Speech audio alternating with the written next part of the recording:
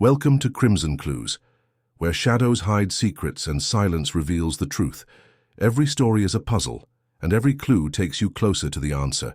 Subscribe now, join the hunt, and let the mystery begin.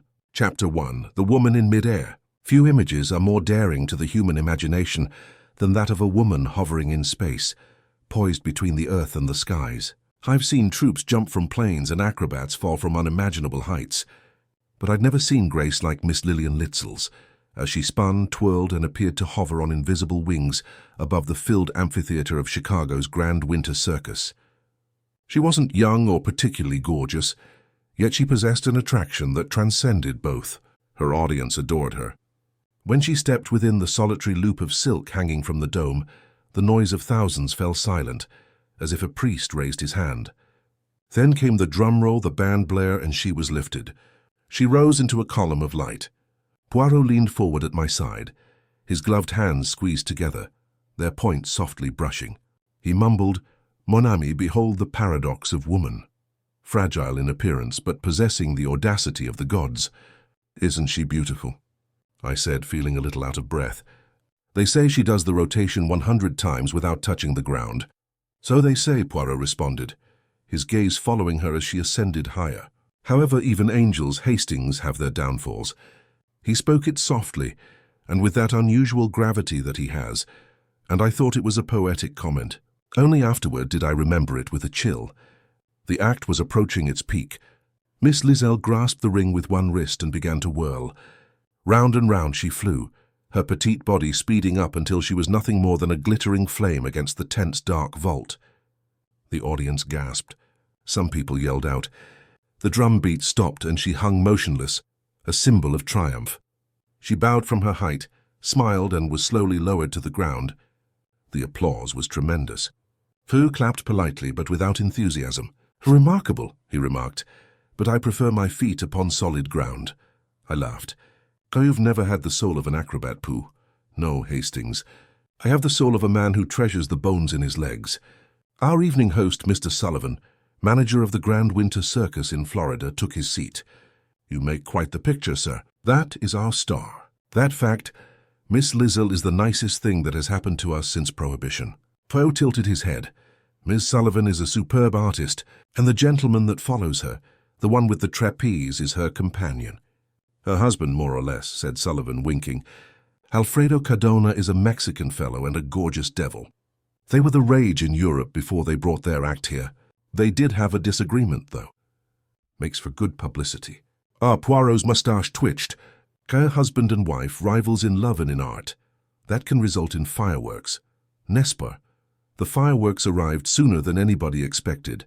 Following the performance, we were invited backstage. Despite his pretense of reluctance, Poe never turned down the opportunity to study human nature up close. The air beyond the curtain was thick with grease paint, sawdust, and the combined scent of animals and applause. The performers passed through a swirl of color. Clowns, jugglers, equestrians, each half altered, half undone by the attempt of deception. Miss Lizel greeted us in a small dressing room, decorated with crimson drapery and scented with lilies. She was dressed in a white silk robe, her hair moist from effort, and her arms coated with chalk. In person, she was smaller than she appeared in the stalls, her features delicate yet full of energy. "So you're the famous detective?" she said, her accent faintly continental.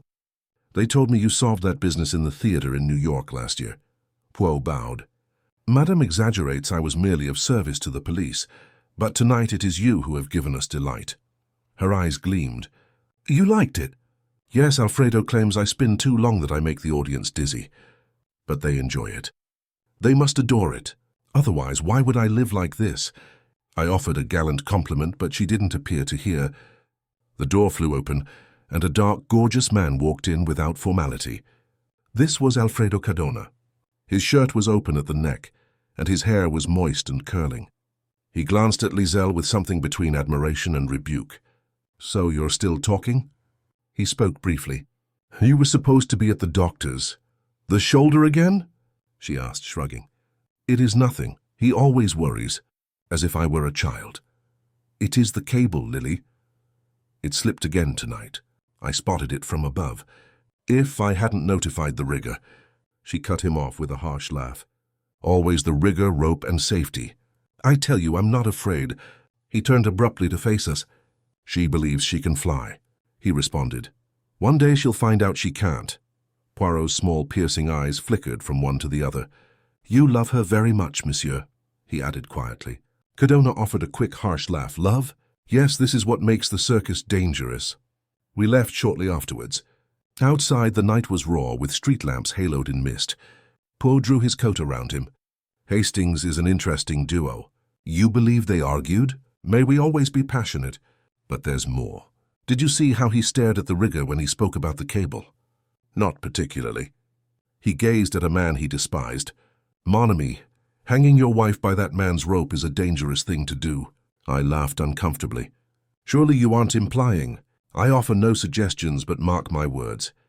Where jealousy walks the wire, a fool may follow. The next night, we had dinner with an acquaintance of mine, Jim Beasley, an American correspondent who was well versed in the entertainment industry.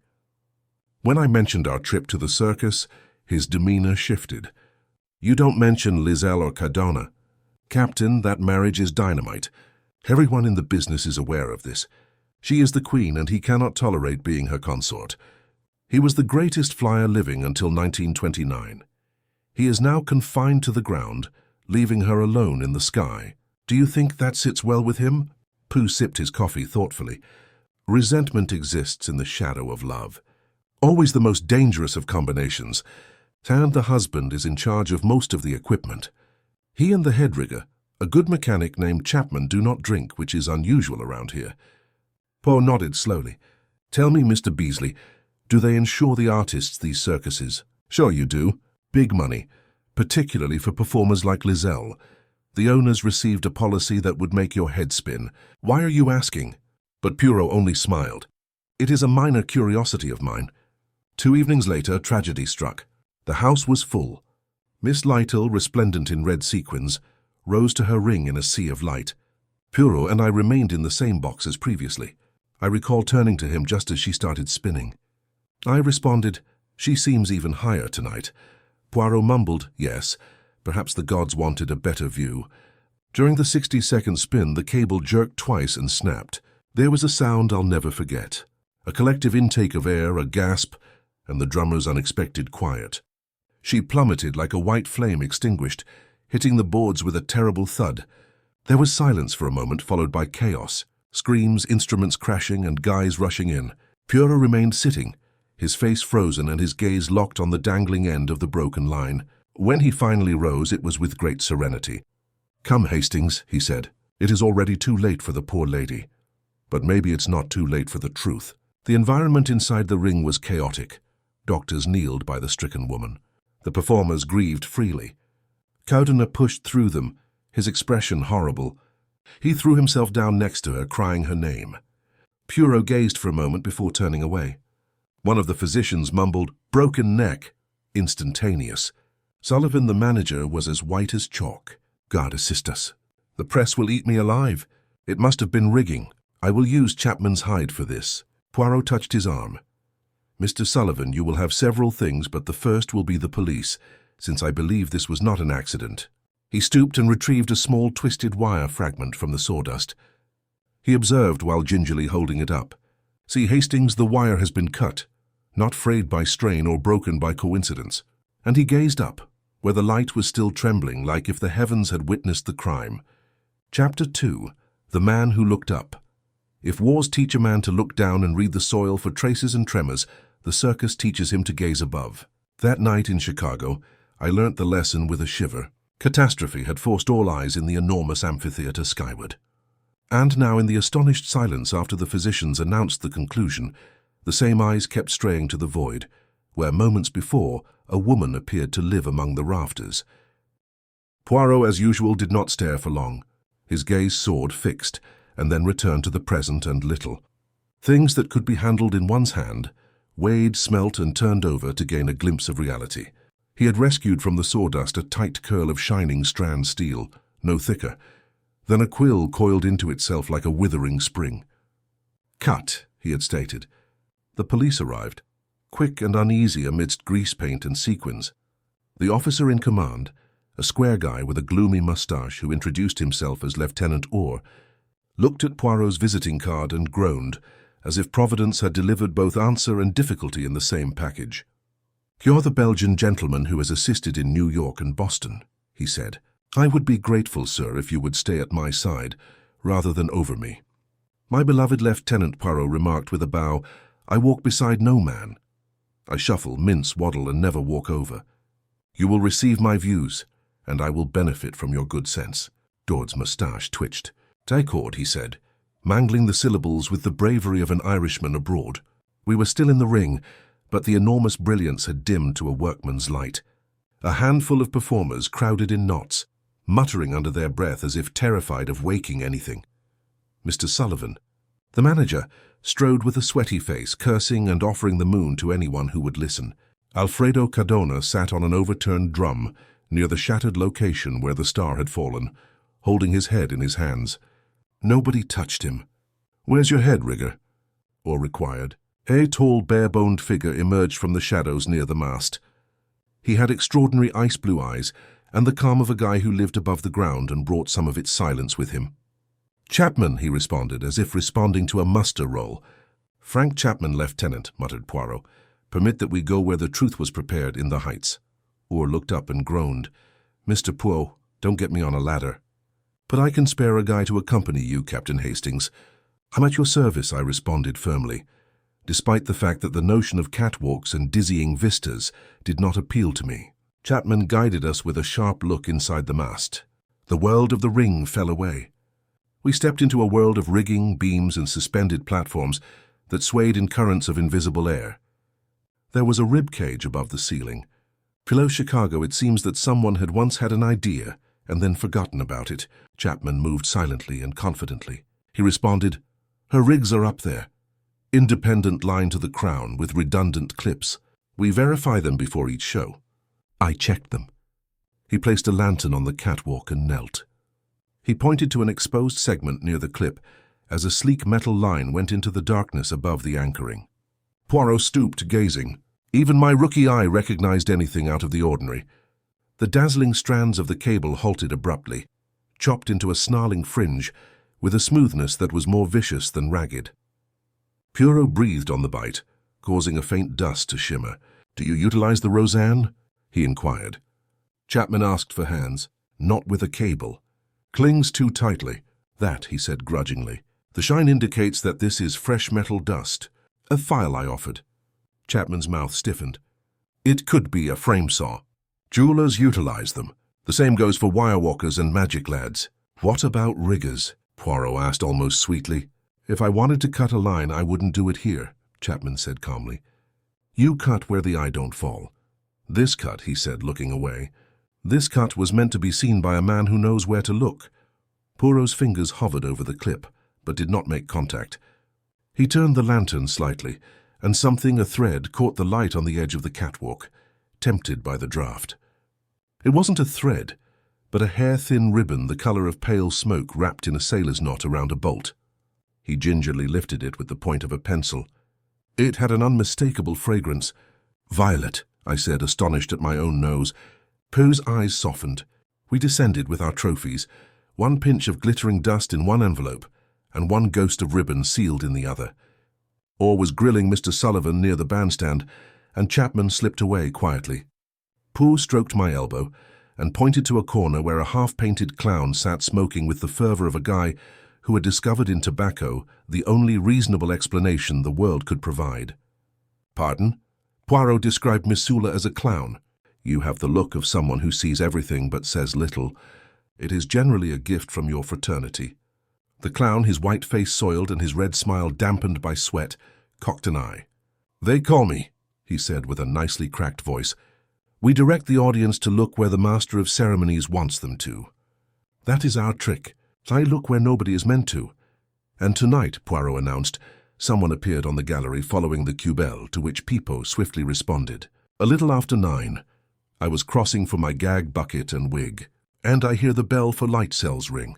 Then I hear a fizz. You've gone to a machine shop. That small song, When the Blade Bites. I look up. Habit. I noticed a shadow where there should have been one near the crown block. "Do you recognize this shadow?" I asked. Pipo shakes his head. "Too high and too fast. But I noticed someone come down from the gallery a minute later. Not down the mass stairs. Down the electrician's ladder on the west." Poirot whispered softly, "I am the electrician. He is here. The name is Eddie Malloy. We nicknamed him Sparks. Khaki lad performs wonders with cue lights and straw hats. I haven't seen him or his girl since the crash." "His girl," I explained. Pipo took a deep breath and blew out a cloud, creating a ghost of his painted tear. Greta Capel, Flyer's understudy, is blonde and hard as a tap shoe. She had been looking for Lily Slot since Christmas. We found Lieutenant O and told him what we had learnt. He scratched under his collar with melancholy enjoyment. The electrician's ladder. "We can find Malloy, but it wasn't Eddie Malloy that we discovered first. It was the brilliant female the circus had been missing in our small gallery of suspects. And she arrived as if the ring itself had conjured her on a perfume of violets, making my earlier guest appear less cunning and more inevitable. She arrived with a pair of white stallions dancing around her wrists and a black groom clutching their heads for dear life. The horses tossed their glittering manes and created sparks on the hard dirt. She, in a riding habit of dark blue, adorned with an extravagance of crystals, walked as if the beasts tread to her melody. "Clear a space, Carlo," she told the groom, her tone darkly amused. "If they stand still, they will think, and if they think, they will be afraid. Men and horses are alike in that regard." "Miss Celeste Manati," Sullivan groaned. "For the love of Celeste, my beloved, this is no parade." She gave him a glance that indicated he was a passable fool. Then she noticed Cadona sitting alone on the drum, flinching almost subtly, and controlling it with amazing skill. "Alfredo," she said, not exactly a question. He didn't look up. "Celeste, take your horses away. Not until I see who you are." She paused, swallowed the sensitive word, and turned to us with a small bow. "You're the detective." She didn't inquire. She knew. Poirot tilted his head. "Celeste Manati," she continued, "as an equestrian I am French by birth, Italian by mistake, and American by contract. If you require it, I can be something else by dinner." Poirot smiled and stated that being Belgian in temperament might be handy at times. A glimmer of laughter brushed her mouth and was gone. Up close, she was even more stunning. Not a beauty in the English pastoral sense, but all chiaroscuro, pale complexion, black hair curled in dazzling ropes, eyes as bright as the ring of a thrown knife. There was a narrow ribbon of pale grey silk wrapped in a bow around her neck. Violets clung to her as a signature. "I came as soon as I heard," she explained more calmly. "The city hums. I was at the stables working Sultan. They told me." She took another look at Cadona before coming to a halt. "What do you require of me, Missy?" "For now," Poirot remarked. "Only your patience and a little truth." "I'm a performer," she explained. "In private, we don a costume that represents the truth. You may have mine." She handed over her horses to the groom and led us to Sullivan's office, which smelled of tobacco and accounts. Orr joined us and flipped open a notebook. Celeste sat straight, hands motionless in her lap, pearl grey bridal gloves folded over themselves like contemplative doves. "You were familiar with Miss Little," Orr began. "We worked in the same ring." "You argued," he proposed. Celeste considered the fact that we were both women in the same palace. "There are some disagreements that cannot be resolved with words." Jealousy, as Orr translated. Celeste's teeth gleamed. "Of what? Her fame?" "I have mine." "Her husband." Her gaze did not shift toward Cadona. This was to her credit, but I couldn't help but notice how the question changed the air like a draft on a curtain. "I'm not naive enough to marry a man who lives in the air," she replied carelessly. "They never come down." Poe, who could shift temperature with a smile, warmed the room by 1 degree. "Mademoiselle, please excuse my slight curiosity. Your perfume smells of violets. It's adorable. It is also distinctive. You have several ribbons in that color." She didn't look at her throat. "I like tokens. The movement is pleasing to the eye. Have you ever visited the gallery above the ring?" he asked almost casually. She met his eyes with complete calmness. "Never, I am an earthly creature. Ask my horses." Then Poirot replied, "Maybe you can tell us about Eddie Malloy and Mademoiselle Capel. The clown talks about them and he sees a lot." Her demeanor changed somewhat when she heard the name, similar to how a horse's ear reacts to a fly. "Greta is ambitious," she stated, "an ambition like a whip, helpful in the ring but unattractive at dinner. She resents Lily. She believes she is owed a spot in the light because she was born under the traps. She isn't owed anything. Eddie, she paused. Eddie prefers to run when the current is strong. A boy who can hear wires chatting. Are they together? Who knows what happened today or last week? He's a spark. His profession is to leap. Horry snapped his book closed. We will find them, Celeste said abruptly. You will not. Not until they choose to be found. When she left, leaving behind a trail of aroma and the faintest hint of hoofbeats, or exhaled and pounded the desk. I do not get along with her. You take too much on the tongue, Poirot muttered. It spoils the taste. She is a woman who understands the significance of a still face. And the ribbons, I ventured. Was the one we found above hers? I would not swear that in court, stated Poirot. Perfume is an unreliable witness. It falls in love with whatever it touches. We were interrupted by a shout from the hallway. The door sprang open, revealing a wiry youngster wearing a crimson neckerchief and the attitude of a guy who wants to run but believes someone has tied his shoelaces together. Behind him, 2 constables loomed like barn doors. Name A or barked. Eddie Malaloy, said the boy, swallowing. Sir. There was a murmur among the performers in the hall. Pepo's painted eye peered around the congestion and winked at me, as if to inform me that the ringmaster's whip had cracked on cue. Where have you been, Mr. Malaloy? Or asked in a deceptively gentle tone, checking the cue lamps from the top and bottom. But then something went wrong. I didn't notice how Adam's apple bobbed. I ran guilty men flee, or noticed.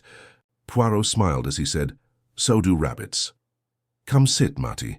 You will sip some water and then explain why you were on the electrician's ladder when the bell for Madame Littell rang. Eddie blurted out, I wasn't cutting anything. I swear on anything you want. The bell rang, but the west cue bulb did not fire. That is my lamp. I got up. I heard a noise similar to a file on a pipe. I turned around and noticed someone who wasn't supposed to be there. I yelled. Then he swallowed. Then it went, and his voice cracked like a boy's. Describe to someone, I replied gently. It was high in the crown. They were crouched. I noticed a glint like a thin saw. Then they returned to the truss. Perhaps they took the east ladder. Could it be them? He twisted his cap. Perhaps I spooked them too late. Arrow demanded, Man or woman? Eddie stared at the floor as if the truth could be painted there. Small, he mumbled. Quickly, wear something light around your head, such as a scarf. Poirot recommended a ribbon. Maybe, Eddie responded. It fluttered. Have you seen Miss Capel? O spoke suddenly. Eddie flinched. Not since dinner. She exchanged words with Miss Littell in the wardrobe. Lily was said to be holding her down. Said he looked miserable. The ring is said to be large enough to hold 1 star. Where is Miss Capel today? Eddie raised his hands. How should I respond? She does not tell me. He came to a standstill, defeated. I do not know. Lieutenant, Poirot replied softly, you will allow us to speak with Madame Celeste's groom, Carlo, and the fate-teller whose tent is by the east door. Or was staring. A fortune-teller. Yes, replied Poirot. When truth is hidden on a wire, one may begin with prophecy. Chapter 3, The Cards and a Candle. I must admit that at the time, I was inclined to agree with Lieutenant Orr's skepticism about fate-tellers. This appeared to be the most whimsical of all the bizarre nooks Poirot's fancy had taken me into over the years. However, as I've since discovered, nothing in Poirot's thought was a whim. There were simply circles, some larger than others, closing in on the reality. It was close to midnight when we stepped outside. The rain, which had been threatening all evening, had now arrived in a thin silver mist, obscuring the lighting in the middle. The vast canvas dome of the Grand Winter Circus loomed behind us like a ghostly ship engulfed in smoke.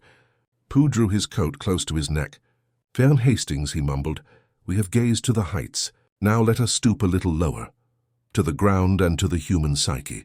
The stars don't fall alone. Eeyore grunted. If you want to get your boots read, go ahead. I will take statements from the night watch. Poirot said, Milutin. I won't keep her long unless she predicts something incredibly fascinating. The fortune-teller's tent stood separate from the performers' carts. A simple structure painted with chipped constellations and the bold inscription, Madame Raya. She sees what the sight ignores. Inside, the air was dense with sandalwood and a faint metallic scent of coin polish. A modest table was placed between 2 lights, one burning blue and the other yellow, and their combined light gave the occupant's face an otherworldly glow. Madame Rayner herself was a woman in her 40s, handsome rather than beautiful, with auburn hair braided in tarnished gold. She looked up as we walked in, and the single candle between us gutted as if in greeting. She said, "You come from the tent of the dead without further explanation. The air around you is trembling." Poirot bowed. "Madame is insightful. We come from where tragedy struck, quite literally." Her eyes, dark and steady, went from him to me and back again. "Two men," she whispered. "One who believes in signs and another who believes in the person who believes in them. Sit." I sat despite me. Poirot nodded approvingly. "You see, Hastings, already she divines your nature." Madame Rayner smiled faintly. "It does not require sight to recognize loyalty." Pooh rested his gloves on the table. "You may be aware of the accident that occurred." "Accident," she shook her head slowly. The rope was not tired. "The air was—" She had irritated it too many times. "Tia," Poirot's eyes gleamed. "And who was the wind's accomplice?" Her palm hovered over the deck of cards before her. "The air contains whispers. It stated that there were two on the wire tonight. One seen, one not seen, one who fell and one who will fall again." "A riddle," I responded angrily. "A mirror," she corrected. Poe leaned forwards. "Madame, we desire only what you saw with your eyes, not the soul. Did anyone pass by your tent after the bell for Miss Lizelle's performance?" Her hands remained still. "Several feet pass. The living, the terrified, and occasionally those who don't know which they are. But I remember the scent of violets." Poirot's countenance tensed just imperceptibly. "Ah, violets. Continue, if you please." "She came quickly," Madame Rayner replied, head held high and coat drawn close. "The violets appeared before her, sweet and then bitter in the rain. She did not glance at me, but she did drop a coin on my table, a silver dollar facing up. That is a mark among my people, a wish not to be remembered." A few moments later, a man sprinted past, the electrician lad, also known as Sparks. He looked behind him, not forward. Men look behind them and see either beauty or guilt. His face had neither. Poirot tilted his head. "You are a keen observer, madame. You will, I hope, let me borrow this coin. Perhaps it is a small witness." She pushed it across the table. "Silver recalls." Poirot softly placed it in his pocketbook and rose. "I thank you. Maybe I'll read the cards one day." As we stepped out into the rainy night, he continued gently, "But I suppose I already know what they'll say." We walked across the grounds toward the stables. The scent of hay and oiled leather mixed with the animal warmth that lingered in the cold air. Somewhere a horse stomped restlessly. The groom Carlo emerged from the shadows with a lantern. He was a thick-set man with square shoulders and an expressionless face. "Senor Poirot," he murmured uncertainly. "They tell me you asked for me." "Yes, pal." Poirot treated him with the same kindness he reserved for the wary. "You attend the horses of Mademoiselle Celeste Minotti." "Yes, since Naples," he simply stated that she rides just what I trust. "Sultan and Nero trust me." "And where were you tonight when the bell sounded for Miss Littell's performance in the stable to clean the bit?" "The lady, Mademoiselle Celeste, was with Sultan. She always talks to him before she performs. Say it to calm the blood." "Did anyone get close?" Carlo regarded Greta, the petite blonde. "She came and asked for Celeste. I say she's not free." Greta makes a face and leaves. After that, there was only the boy with the cables. He ran by shouting something. Then the screaming starts. Poirot nodded. "And then, as Celeste enters the ring, I follow. When she sees Alfredo, she starts crying. I take the horses away. That's all." Carlo spoke. "You are in love with your mistress?" "Yes." The large man's jaw tightened. "I serve her." Poirot mumbled, "It is often the same thing. Tell me what perfume she wears." He seemed astonished. "Always the violets." "Why not? It suited her. The bottle she received from Paris. I retrieve it once. Price like a diamond." "Merci, mon ami." Poirot patted his arm with almost paternal affection. "You are a man of power. Use it now to remember the bottle." "It's glass or crystal." "Crystal is little. Stop her with a silver bow." Poirot smiled. "I'm content." After Carlo had left, I turned to him in frustration. "Perfume, bottles, coins, and prophecies. Are you really any closer to discovering who cut that wire?" He looked up at the black hulk of the tent, where the last lighting were being extinguished. "The night, Hastings, is a stage on which each actor performs his part. I just found out who was in the wings." The next morning dawned dark and cold. Chicago appeared hungover from the exhilaration of tragedy. The demise of the aerial queen made headlines in the newspapers. I accompanied Poirot to the little hotel where we stayed, expecting him to breakfast quietly, but he was unusually talkative, discussing circus sociology with the zeal of a guy describing a riddle he had almost completed. "Observe," he added, playing his part with geometric accuracy. "The circus represents a microcosm of the world. The ring or society itself is where the admired and envied appear. There is a manager who represents the government. He arranged, taxed, and manipulated. There are clowns and philosophers who laugh rather than cry. And above all, there is the wire. Hastings, the boundary between life and death. Upon it all stroll." "And who committed the murder?" I inquired. Poirot appeared pained. "Don't rush the curtain, mon ami. Even in the realm of crime, timing is everything." He spent the morning amid the performing trailers, asking queries that appeared to me to flit wildly from one weird area to another. The quartermaster sold lamp oil, the dressmaker sewed sequins, and the little kid swept the sawdust. Yet by lunchtime a faint liveliness had crept into his demeanor. His eyes, normally tired at that hour, were attentive, and his mustache was almost buoyant. At lunch he declared, "We shall go now to see the bureau dasher, and after the shop of Missoula Royoy." "Insurance and jewelry," I exclaimed. "What on earth connects those?" "The atmosphere, Hastings. The air connects everything." The insurance company turned out to be a sober establishment facing Michigan Avenue. A skinny clerk delivered the necessary documentation with the civility of someone used to tragedy, shrouded in bureaucracy. Poe inspected the policy with her delicate fingers. He stated that Madame Littell's life was insured for $25,000 paid to the circus firm, with an additional $5,000 paid to her husband directly last month. Tracy and Interissant's signature was attested by Mademoiselle Minotet. The clerk nodded. They were all present. Mrs. Lizzle explained that it was to alleviate Mr. Cardona's worry.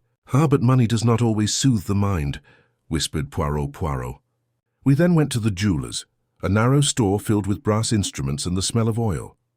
The owner, Massy Laroy, was a handsome Parisian exile with the melancholy dignity of a dispossessed craftsman. Poirot greeted him in French, and they spoke quickly. The little man then reached into a drawer for a little frame saw with delicate teeth. "I sold 2 last week," he explained. "One went to a watchmaker, and the other to Mademoiselle Capel, a circus lady. She claimed she cut wire for costumes. I recommended gloves. Purse eyes shone, très bien. Did she pay with cash?" The jeweler stated that a silver dollar was facing up. Pooh smiled deeply with satisfaction. He thanked the man and grasped my arm as we entered the street. "You see, Hastings, even prophecy requires a receipt." We returned to the circus late in the afternoon. Rehearsals had been cancelled. The large tent stood half open, its benches unoccupied. Cordona was alone, sitting in the sawdust where his wife had fallen. He didn't rise when we approached. Poirot came to a halt a short distance away, his look serious. "Monsieur," he continued gently, "please pardon us for intruding on your suffering, but I must ask you a question. You were aware of the shift in Madame's life and her insurance policy?" Cardona raised his head. His eyes were red-rimmed and steady. "I knew," he said. "She wanted to keep me safe in case anything happened. I informed her that it was ridiculous. She made me sign anyhow. Did you potentially sign as a witness for the manager?" "No, Celeste did." Poirot's tone was unreadable. "And she wore the same perfume as your wife." He gave a weary smile. "They both enjoyed the same things. Fame, adulation, and violets." Poirot gave him a long look. "Thanks, monsieur. Grief is a veil. It can conceal or disclose. I hope yours takes the nicer approach." He turned away and we left the widower hour in the empty ring. Outside, the fog had grown, swallowing the fairground lights one at a time. The painted faces on the circus posters were blurry and sorrowful, as if the rain had soaked them in tears. Poirot paused beneath the tent's soaking eaves. "Mauvre Hastings," he said gently. "We've talked to prophets and grooms, widowers and perfumers, and the truth still walks the wire unnoticed." "You mean you're no nearer?" I asked. "Nearer, yes, but not yet arrived." His gaze tracked the dark curvature of the canvas above. "Jealousy, money, and pride. These are just gusts of wind. I'm looking for the hand that directed them." Across the yard, Celeste Minati emerged from the stables, veiled and gloved. her pace slow, her stance perfect. Even through the drizzle, a scent of violets reached us. Poirot's gaze followed her until she disappeared into the shadows. "A woman who knows she is being watched," he whispered. "Move slowly so that suspicion fades. It's a useful art." We proceeded on toward the police station, where Lieutenant Orr stood beneath a lantern, collar up, mustache drooping from exhaustion. "Your circus folk talk all night, Mr. Poirot," he complained. "Every one of them could have done it, and everyone swears they loved her." Poirot grinned softly. "Ah, but love Molin is often merely vanity dressed for the stage." Orc regarded him wearily. "So what do you call hate?" "Love's understudy, according to Poirot, is always waiting in the wings." He tipped his hat and we exited, leaving the man staring after us. Chapter 4. The Husband and the Missing Girl. The morning dawned pallid and brittle. A haze lingered over Chicago, dimming the sunshine into puta. Pooh stood at the window of our hotel, hands clasped neatly behind his back, staring down at the waking street with an expression I recognized. The calm before his little grey cells began to dance. "Today, Hastings," he said, turning, "we'll talk to the husband again. When first asked, grief cannot answer certain questions. However, after the tears have dried, it recalls too much." After that, he adjusted his tie precisely. "We must discover the little blonde. Mademoiselle Greta Capel has chosen the most awkward moment to disappear. Dismantling has resumed on the circus grounds. Canvas flapped like tired sails. The odor of horses and sawdust, combined with the subtle tang of rusty metal. The posters of the late Miss Lizzle hung limp and rain-streaked, their vibrant colors streaming like tears. Lieutenant Orr greeted us at the gate, his demeanor stern. "Your missing understudies committed a disappearing act," he stated without formality.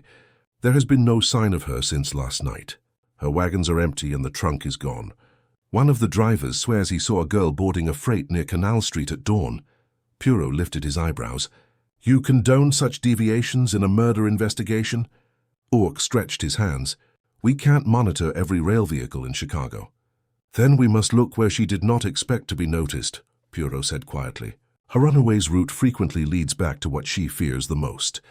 Alfredo Cardona welcomed us inside the unoccupied performers' lounge, a cramped place dotted with mirrors and half-packed trunks.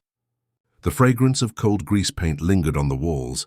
He appeared older than his 40 years, with his once dashing features drawn and grey. "She's gone, isn't she?" he exclaimed abruptly before we could say anything. "The little one, Greta. I told them she would run. She was afraid of something." "Of what, monsieur?" Poirot asked kindly. Cardona's hands curled around a cigarette he had never smoked. "Perhaps she was thinking of me or her own ambitions. She embarrassed Lily once in front of the entire business. Said she'd never have the grace to fly above a mob. Greta had never forgiven her." Poirot's head tilted. "And, monsieur, did you forgive your wife for the humiliation she caused you?" Cardona's composure broke for a brief period. "Do you think I killed her?" "That I would do that to Lily." Poirot's tone softened. "I think perhaps you loved her beyond reason, and reason is the one thing that keeps men from doing dreadful acts." Cardona turned away and stared at a faded photograph on the wall. Little is mid-spin, her face lifted to the light. "You don't understand," he murmured. "She represented everything I wasn't anymore. She continued to climb higher after my shoulder gave out. The crowd wanted her, not me, but I'd rather have been despised by her than praised." Poe said nothing. The silence lasted until it trembled. Finally, Cardona spoke again. "Greta used to come to her wagon at night, begging for the opportunity to perform the deed.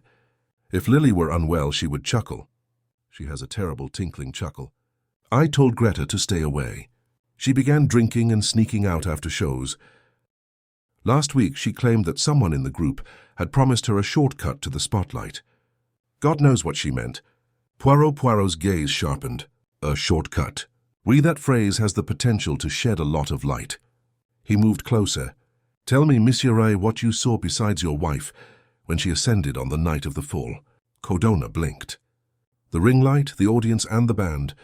What more is there to see?" Poirot stated, "There's always something more. We are only blind to what we care deeply about." Cardona peered at him, as if going to object before looking away, his shoulders slumping. Outside, Ooh waited with impatience written all on him. "Well," he questioned, the husband remaining saintly, Ah, Poirot whispered. He is no saint, but saints rarely marry angels, and Madame Littell was only one at her height. Poirot believes Gret is the key now, if she is not already halfway to St. Louis. Poirot's eyes gleamed. Maybe she is closer than you realize. We returned to the fortune-teller's tent.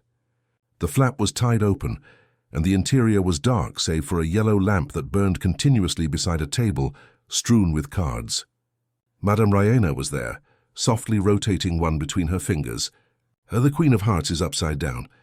She comes and goes, the woman replied without greeting. Who, madam? The child with pale hair. She has been here since before the sun rises. She left a question unanswered, and took just fear. Poirot's voice was low. Madame Rina touched the card. She questioned whether betrayal could also be forgiven. And what was your response? That depends, she continued, on whether the deceived are willing to forgive. Beaucoup made a short bow. Merci, madame. You have the unusual ability to talk rubbish that may later become prophetic. Back at the ring, workmen started coiling cable. Poirot's attention fell on one that shined strangely, its end newly chopped, but not used in the main performance. He knelt and fingered the edge. New steel, Hastings replacement, and quickly placed. Someone feared being discovered. What do you think, Greta? He straightened. Perhaps. Or maybe someone wanted her disappearance to be convenient. There is guilt in our absence as much as in our quiet. He brushed off his gloves. Tonight we shall find her not on a train but where fear hides best, in the shadows of accomplishment. That evening, the circus grounds were quiet, with the tense black outlines against the lake's pale glow. Poirot walked like a shadow, listening to the faint hum of wires overhead. Then, from the direction of the empty animal pens, a cry broke the silence. We ran. A figure lurched out of the darkness, an unkempt young woman with unpinned hair and a face covered in grime and tears. It was Greta Capel. She gripped the flap of her coat over herself and looked at us with wild, terrified eyes. You have to believe me, she gasped. I did not intend to hurt her. I just wanted them to see me. Poirot raised his hand.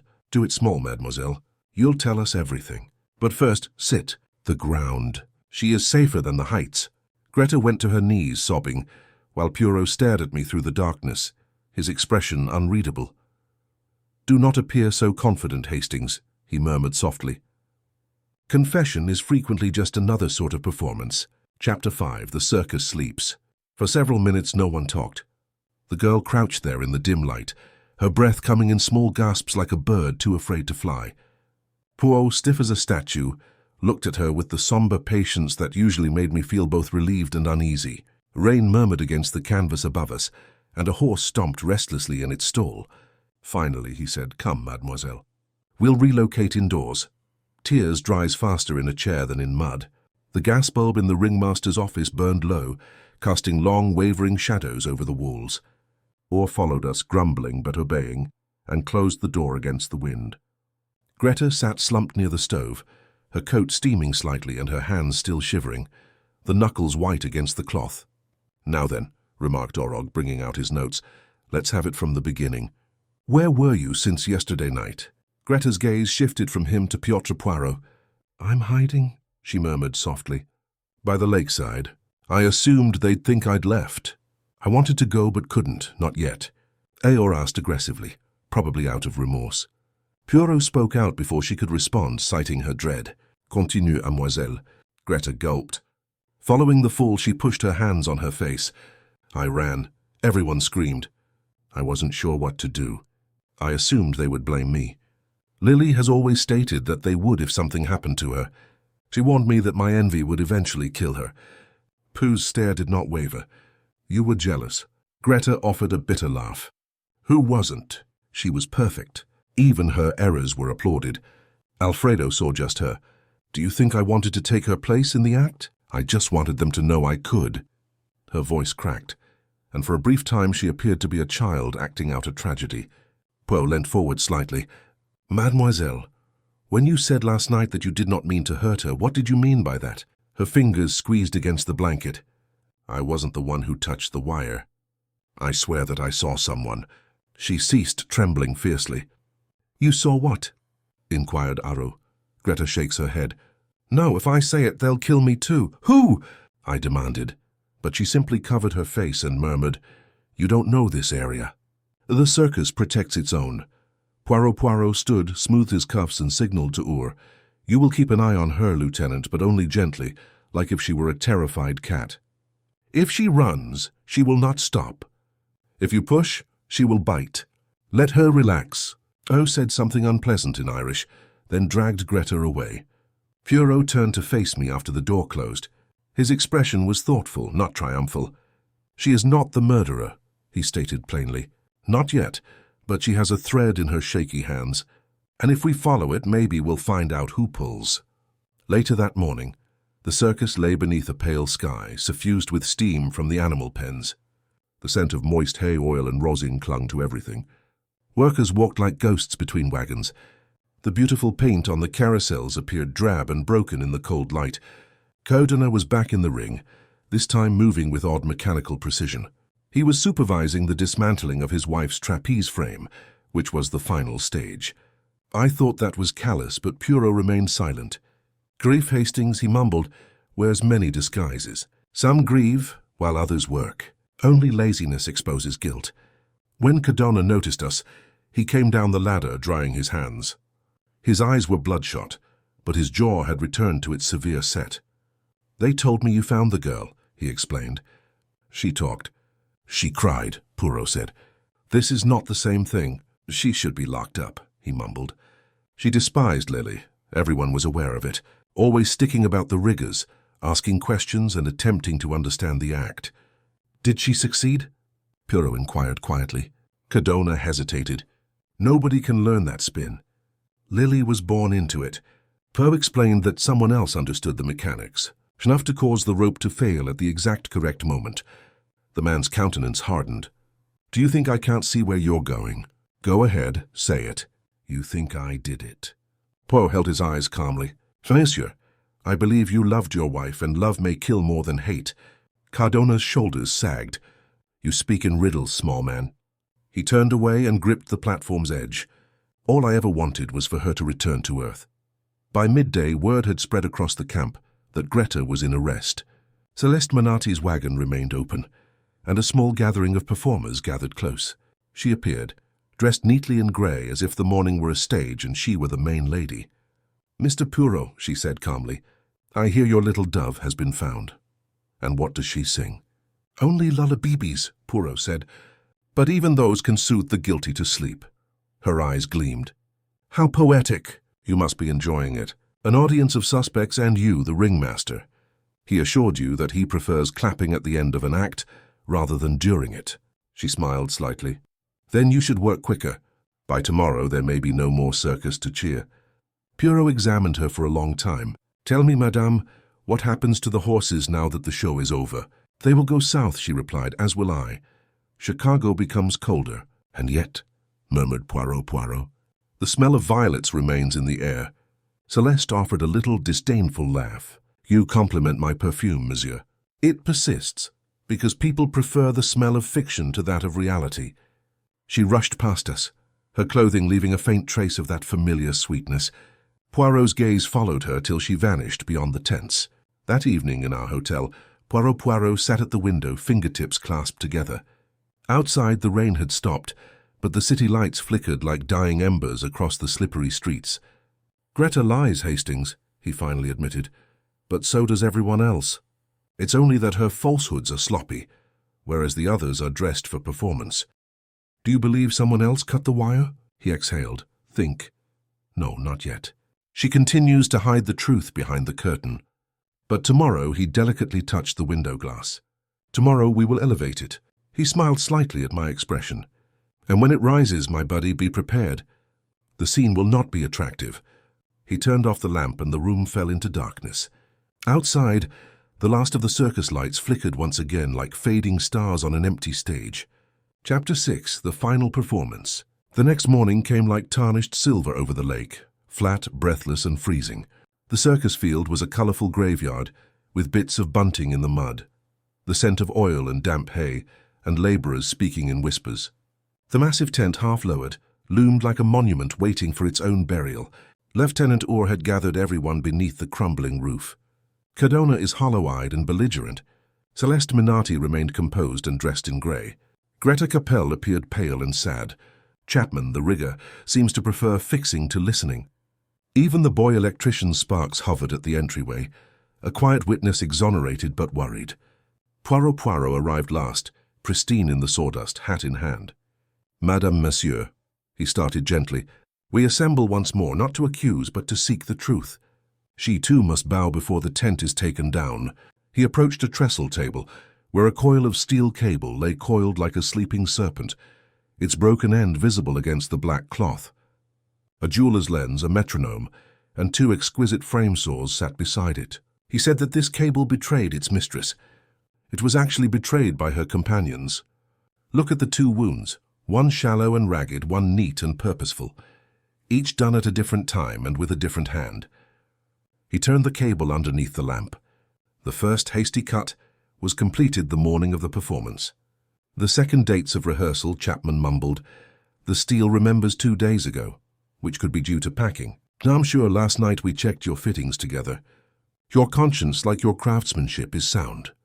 You have been cleared." The huge man gave a quick nod and took a step back, relief tightening his shoulders. Poirot proceeded. Alone either wound could have held. Together they became fate. Voila. 2 ambitions collide in mid-air. He removed one of the saws. The first belonged to Mademoiselle Capel. Greta's breath caught. "I didn't. I couldn't," Poirot spoke gently. "And you did. You bought this tool from Imsy Leroy for a silver dollar face-up. Madame Raina gave me the identical coin that led you to her tent. You want to prove yourself, to show the troupe, the press, and perhaps even the legendary Alfredo Cordona, that you too can dance with gravity and win. You plan to nick the cable just enough to startle the Queen from her seat." Poutif stumbled, yet he did not die. Greta's eyes filled. "I just wanted them to see me." "Yes, and you chose the one item that no one would notice until too late." He placed down the saw and turned to face Celeste Minotti, who had an older wound and a steadier hand. Celeste's veil didn't move. "Madame," Poirot said kindly, "yours was the deepest cut. You made it 2 days ago during rehearsal. You were afraid that Lily Liesel's pride would destroy the man you loved. You wanted to frighten her, to bring her back to earth, to humility, to him. You used a little trimming blade that you keep for harness leather. You know exactly where to weaken the steel. Carlo, your devoted groom, placed a charm of ribbon for luck in the rigging, and its knot still carried your perfume. That's how your perfume rose to new heights." A murmur spread among the observers. Celeste cautiously removed her gloves and examined her palms, as if the marks were still there. "I merely meant a warning," she explained calmly. "A lesson." Poirot bent his head, and Mademoiselle Greta, eager to create her own mark, cut on the opposite side, right-handed. "You left." The 2 lines crossed like blades, harmless on their own but deadly when together. The cable snapped precisely when appreciation was at its peak, as if the gods had timed the acclaim. Cordona stepped forward. "You're saying both of them?" "Yes," Poirot replied gently. "Each acted alone, believing her intention innocent.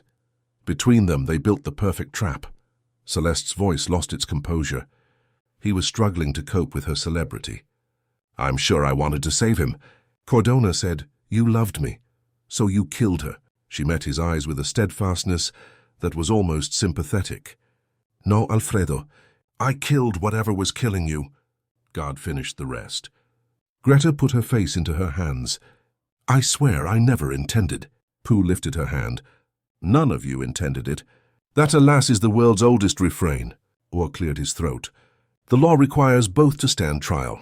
"Of course," Poirot argued, "justice must repair what conscience cannot." Celeste turned to face him. "Monsieur Poirot, one final thing. The hubby will be kind." Pooh's look was unreadable. "Madame, kindness is not my gift. The only truth." When they led the women away, Greta stumbled. Celeste walked upright, the faint smell of violets trailing behind her like a memory. Cordona remained still, clutching a crumpled photograph of his wife. Poirot remained as the tent emptied.